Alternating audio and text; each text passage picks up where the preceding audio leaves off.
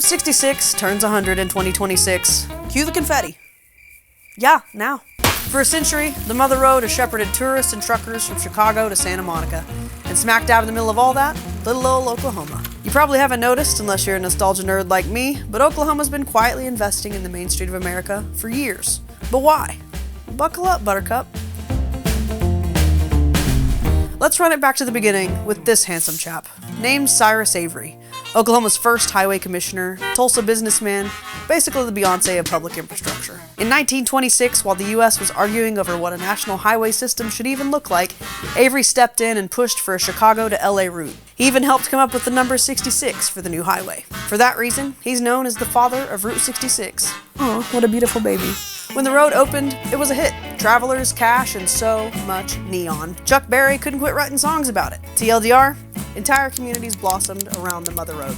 Then, America did what America does, built bigger highways, faster routes, and shinier ways to skip the parts of the country with the best pie. Traffic dwindled. Once Technicolor towns faded, sure, Route 66 still existed, but it was looking less Radiator Springs, more Lightning McQueen's career before the comeback montage. So why revive it now? Well, you can think of it as a 100th birthday present from the state of Oklahoma to itself. You see, the longest drivable stretch of Route 66, over 400 miles, runs straight through Oklahoma. And Oklahoma realized something big. If you reinvest in the magic of those 400 miles, you reignite the towns that make Oklahoma, Oklahoma in the first place. Enter Project 66, or as I like to call it, the Glowup Grant, because neon.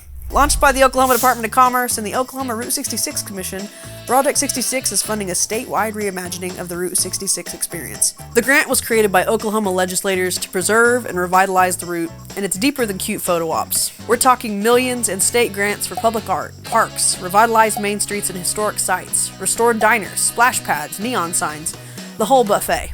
But before we get into dinosaurs and space cowboys, we need to talk about identity. Just ask anyone who's ever had bangs. Identity is everything. A town without an identity, that's just a place you carefully drive through at 35 so the speed trap doesn't get you. But a town with an identity, that's a destination.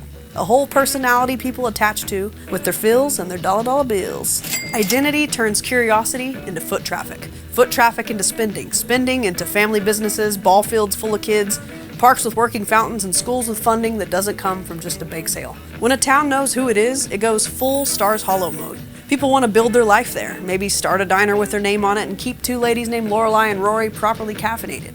Identity literally keeps towns alive. So when Oklahoma invests in Route 66, it's not just to give German tourists a new selfie spot. It's about giving small towns something most never get, a chance to reinvent themselves with the budget to actually do it, just like getting bangs. Let's look at what that actually means on the ground. We'll start with Exhibit A, Luther. Luther installed a giant illuminated sign at their historic pecan orchard, and suddenly the whole town has a logo. The sign's showing up on t-shirts, stickers, probably someone's garage fridge magnet collection. They're also reviving the historic Threet filling station, one of the few surviving black-owned Route 66 businesses. This isn't just preservation. It's Luther keeping a nationally important story alive and turning it into revenue the community controls. El Reno took its grant and pulled a full Jerry Seinfeld by going all in on retro cars. They're turning a historic filling station into a visitor center with a rotating classic car museum. And the location's strategic. Travelers can park and walk to Mother Road Plaza, or they can get onion burgers and shop downtown in Reno. Weatherford said subtlety? Absolutely not. They're investing in a full Space City identity package, complete with new welcome signs, directional markers, and a giant Muffler Man-style space cowboy honoring astronaut Thomas P. Stafford. With that kind of bet, Weatherford is no longer just somewhere between OKC and Elk City. It's space cowboy country. Stroud is going all in on neon. With their grant, they'll turn their main street into a small-town Vegas. Well, minus the questionable decisions or literally anything else about Vegas besides the neon. With 49 businesses getting actual neon signs. To many Oklahomans, Stroud was just the place you get on the turnpike, but soon it'll be a legit nighttime destination. The route's bigger cities are also getting in on the action. Up in Tulsa, the capital of Route 66, they're installing a 66-foot dinosaur in Howard Park and 10 smaller dinos along a 4.5-mile stretch. And Edmond has been awarded grant money for a 36-foot climbable eagle's nest, towering over their soon-to-open Uncommon Ground Sculpture Park.